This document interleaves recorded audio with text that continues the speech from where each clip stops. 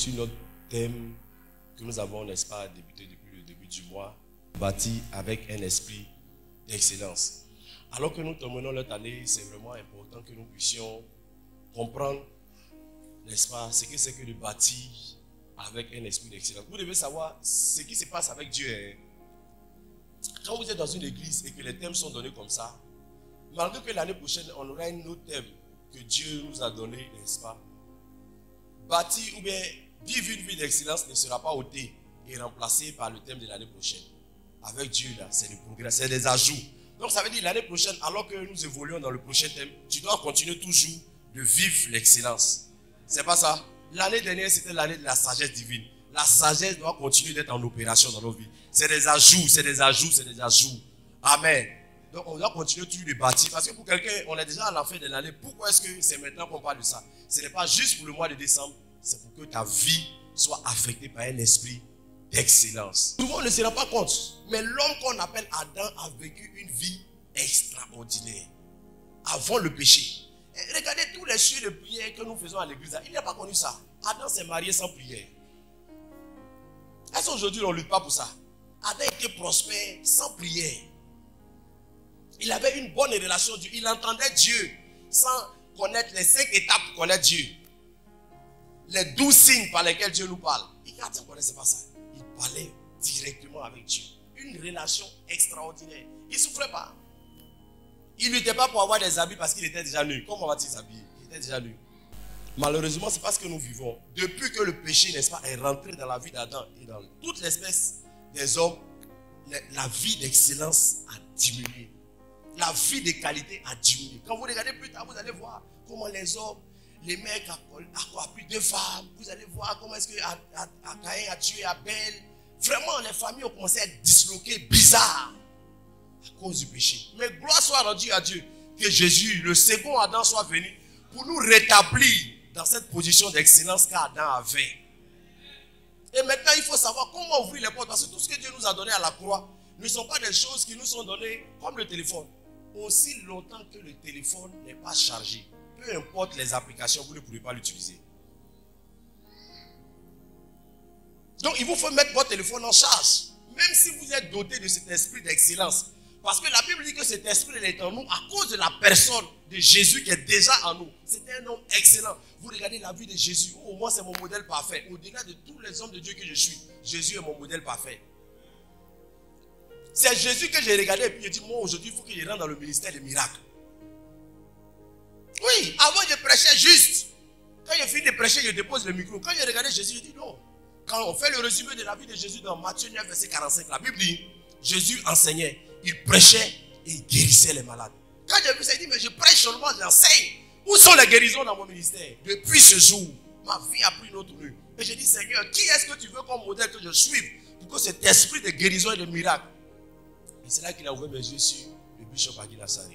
Si je n'avais pas copié sur Jésus, je vous assure, mon ministère, une partie de mon ministère, il y a le gars qui prêche seulement, qui enseigne là, il y a la grâce pour guérir les malades aussi, était dans sa destinée. Il y a la grâce pour lever les paralytiques, pour faire voir les aveugles, qui étaient dans sa destinée. Donc ne limitons pas notre vie à une seule portion. Il y a beaucoup plus de grandes choses. C'est pourquoi est-ce qu'on doit bâtir avec un esprit d'excellence. Pas seulement avec excellence, mais un esprit d'excellence. Quelqu'un qui a un esprit d'excellence, il opère de façon extraordinaire. De façon extraordinaire. À tous les niveaux. Regardez Jésus.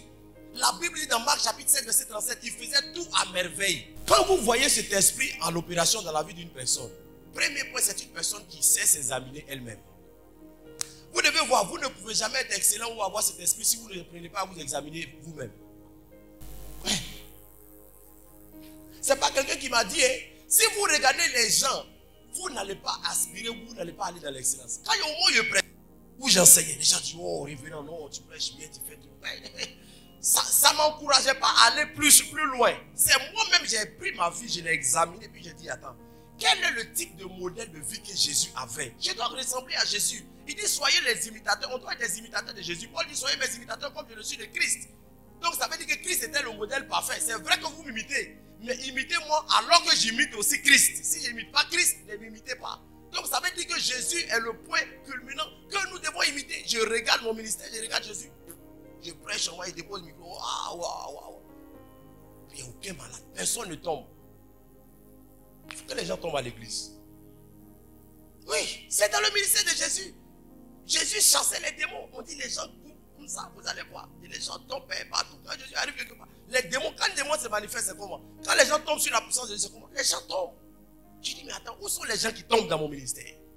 Où sont les malades qui sont guéris? Où sont les gens qui arrivent à une phase terminale et puis leurs vies sont changées? Je me suis examiné moi-même. Si j'ai regardé les gens, je n'allais pas aspirer à ce niveau de ministère.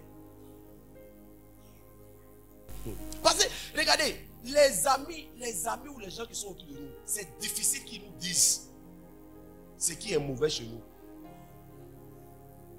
Surtout quand tu commences à faire les bonnes choses.